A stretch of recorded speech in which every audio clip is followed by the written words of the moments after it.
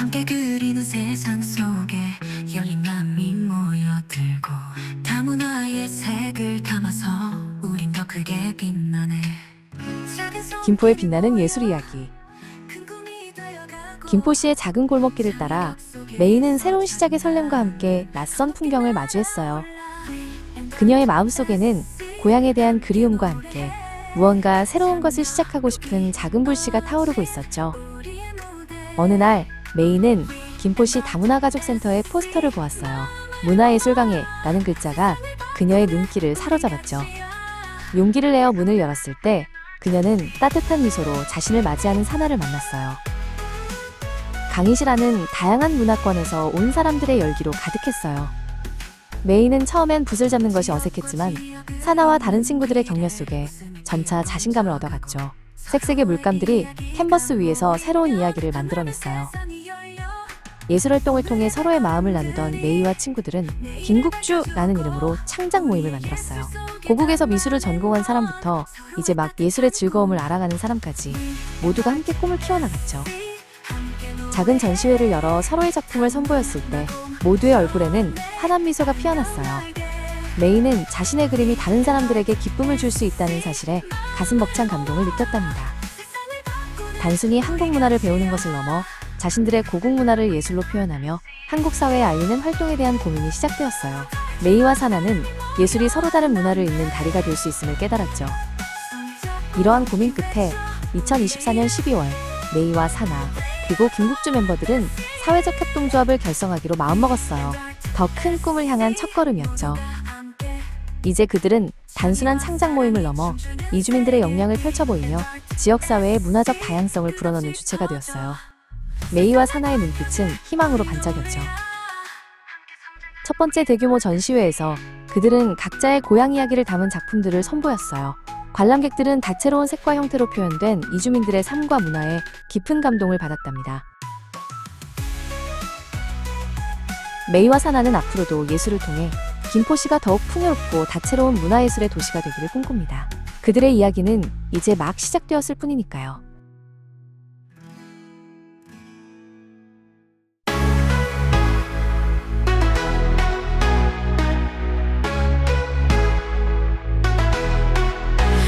Светит прямо в глаз, я танцую словно в транс.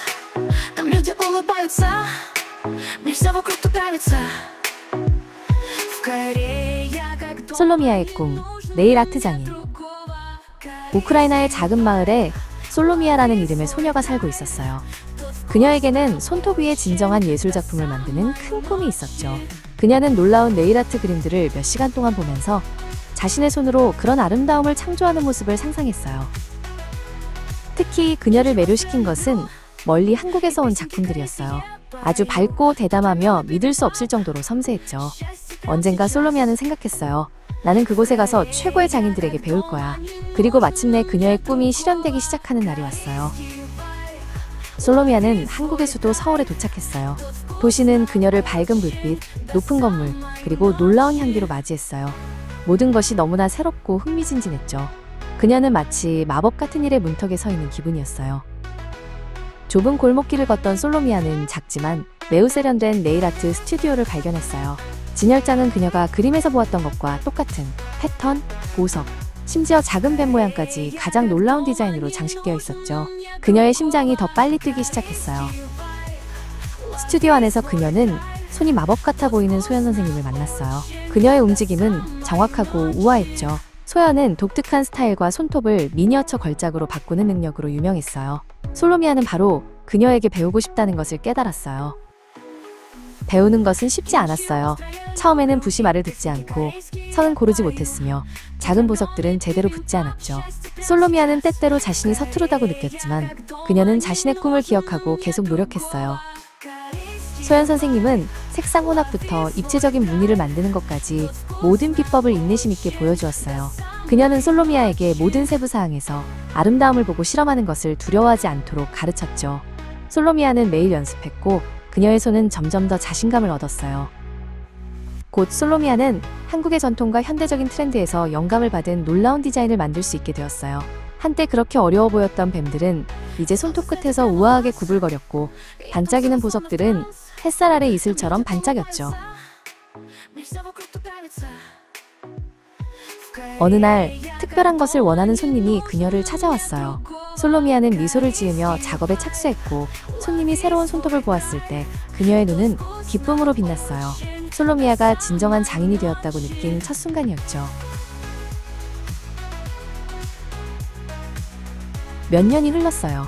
솔로미아는 자신만의 네일아트 스튜디오를 열었고 이제 그녀는 직접 새로운 학생들을 가르치며 자신의 기술을 나누고 그들이 꿈을 따르도록 영감을 주었어요. 그녀는 자신을 믿고 열심히 노력하면 불가능한 것은 없다는 것을 알았죠.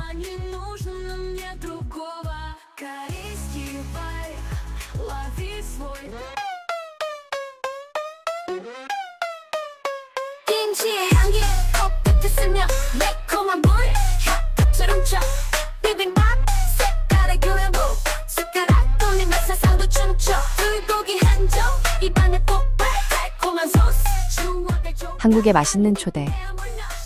레오 씨는 한국에 처음 도착했어요. 공항을 나서자마자 새로운 냄새와 소리가 가득했죠. 그는 조금 긴장했지만 모험을 시작할 생각에 가슴이 두근거렸어요. 그때 밝은 미소를 가진 민지 씨가 레오 씨에게 다가왔어요. 안녕하세요. 한국에 오신 걸 환영해요. 제가 한국의 맛있는 음식들을 소개해 드릴게요. 민지 씨의 따뜻한 말에 레오 씨는 안심했어요. 민지 씨는 레오 씨를 활기찬 전통시장으로 안내했어요. 알록달록한 채소와 신선한 해산물이 가득했죠. 이것 보세요, 레오 씨. 한국 음식은 신선한 재료에서 시작된답니다. 민지 씨가 싱싱한 배추를 들어 보이며 말했어요. 첫 번째 음식은 매콤달콤한 떡볶이였어요. 레오 씨는 조심스럽게 한 입 먹어보았죠. 이렇게 맛있는 맛은 처음이에요. 그의 눈이 휘둥그레졌어요. 민지 씨는 웃으며 고개를 끄덕였어요. 다음은 화려한 비빔밥이었어요. 민지 씨는 이 비빔밥은 여러 가지 재료가 어우러져 조화로운 맛을 내는 거예요. 색깔도 참 예쁘죠? 하고 설명했어요. 레오 씨는 숟가락으로 비빔밥을 쓱쓱 비볐어요. 한 입 가득 비빔밥을 먹은 레오 씨는 감탄했어요. 매콤하면서도 고소하고 신선한 채소의 맛까지 정말 완벽한 조화예요. 그는 한국 음식의 깊은 맛에 점점 빠져들었어요. 민지 씨는 레오 씨를 고즈넉한 한옥마을로 데려갔어요. 따뜻한 차와 약과를 나누며 민지 씨는 한국 음식에는 정이라는 마음이 담겨 있어요. 사랑하는 사람들을 생각하며 정성껏 만드는 마음이죠. 하고 말했어요. 레오 씨는 따뜻한 차를 마시며 고개를 끄덕였어요. 음식뿐만 아니라 그 안에 담긴 한국 사람들의 따뜻한 마음을 느낄 수 있었죠. 그는 한국이 더욱 특별하게 느껴졌어요. 민지 씨, 정말 고마워요. 한국 음식은 단순한 음식이 아니었어요. 문화와 사랑이 담긴 예술 같아요. 집에 돌아가면 친구들에게 꼭 한국을 추천하고 저도 더 많이 배우고 싶어요. 레오 씨가 활짝 웃으며 말했어요. 민지 씨는 레오 씨의 진심 어린 말에 행복하게 웃었어요. 한국 음식의 따뜻한 마음이 또 다른 친구에게 전해질 거라는 생각에 뿌듯했죠. 여러분도 한국에 오셔서 이 특별한 맛과 정을 느껴보세요.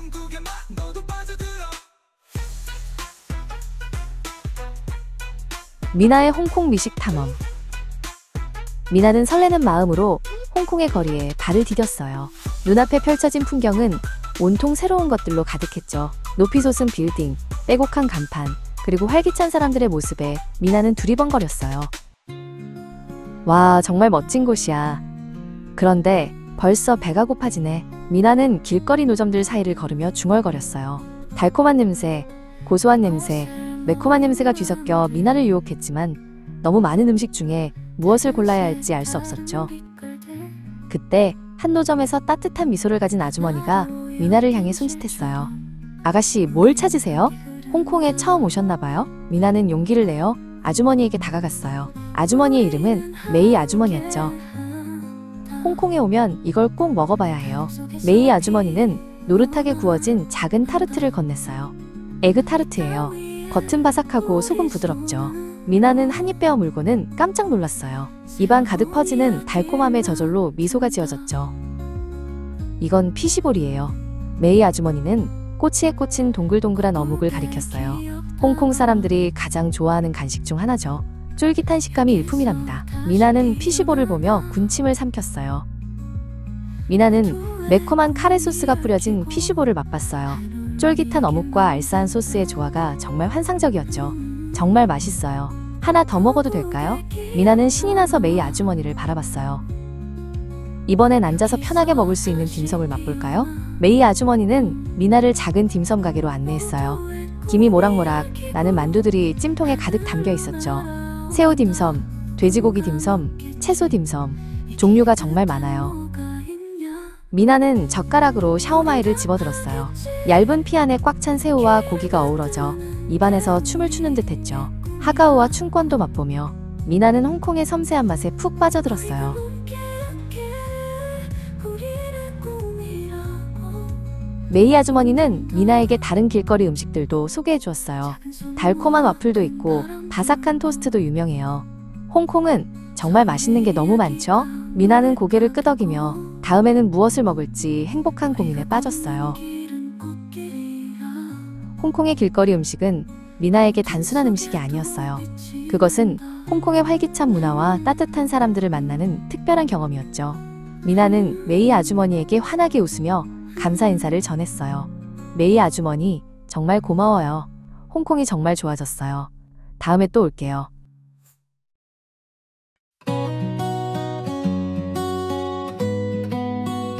김포 카페 이야기, 향미 할머니와 아라의 시간여행. 할머니 향미와 아라는 주말마다 김포의 작은 카페를 찾아다니는 것을 좋아했어요. 할머니, 김포에는 왜 이렇게 멋진 카페가 많아요? 아라가 초롱초롱한 눈으로 물었어요. 향미 할머니는 빙긋 웃으며 말했어요. 옛날 김포의 카페들은 지금처럼 크고 화려하지 않았단다. 작고 아담해서 동네 사람들이 모여 이야기를 나누는 사랑방 같은 곳이었지. 그러다 시간이 흐르면서 사람들이 조금 더 특별한 공간을 찾기 시작했어. 예쁜 그림이 걸리거나 독특한 커피를 파는 곳들이 생겨났지. 어느 순간부터 김포에 넓은 땅이 많다는 것을 활용해서 아주 커다란 카페들이 하나둘 생겨나기 시작했단다. 마당이 넓거나 층고가 높은 그런 곳들 말이야. 대형 카페는 가족들이 함께 오기도 좋고 친구들과 모여 긴 시간 편안하게 즐기기도 좋았지. 맛있는 빵과 음료는 물론 예쁜 사진을 찍을 수 있는 공간도 많아졌어. 요즘 김포의 대형 카페들은 저마다 특별한 주제를 가지고 있단다. 예를 들면 자연을 그대로 옮겨놓은 듯한 식물원 카페도 아주 인기가 많지. 또 어떤 곳은 오래된 건물을 개조해서 예술작품 같은 분위기를 내기도 하고 한옥의 아름다움을 살린 곳도 있어. 마치 작은 미술관이나 박물관 같지 않니?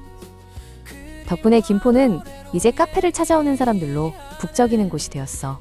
사람들이 김포에 오면 꼭 들러보고 싶어하는 명소가 된 거지. 향미 할머니는 따뜻한 미소를 지으며 아라의 손을 잡았어요. 김포의 카페들은 그저 커피를 마시는 곳이 아니라 사람들의 추억을 만들고 새로운 문화를 만들어가는 특별한 공간이 되었단다. 아라는 할머니의 이야기를 들으며 고개를 끄덕였어요. 할머니, 그럼 앞으로 김포에는 또 어떤 멋진 카페들이 생겨날까요? 정말 기대돼요. 아라의 눈은 반짝반짝 빛나고 있었어요.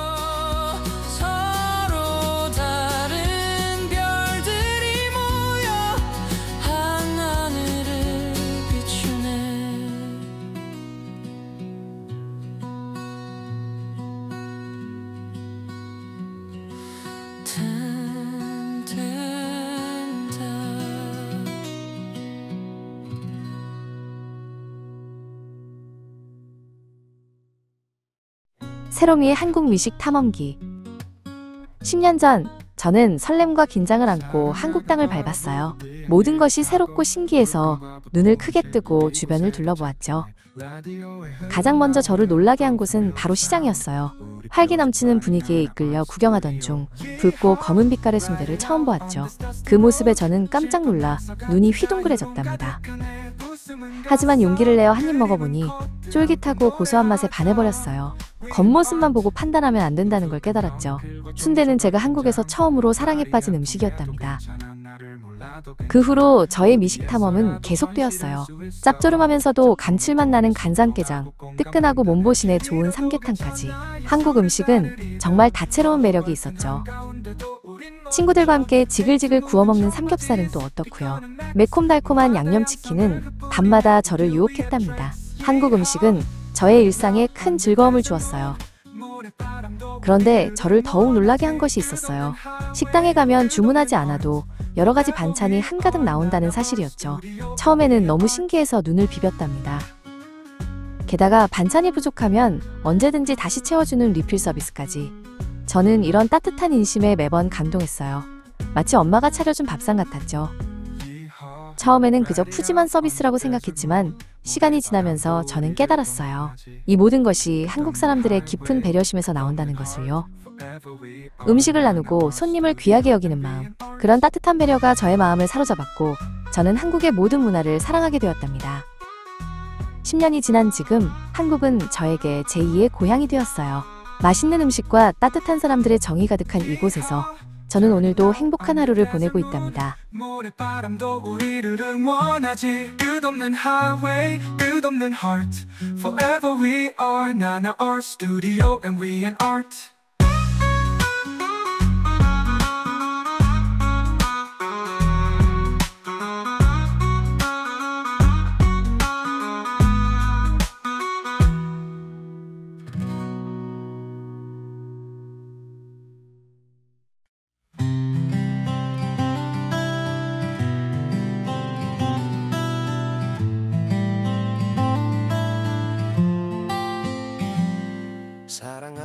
敏智和思雨的韩国新家。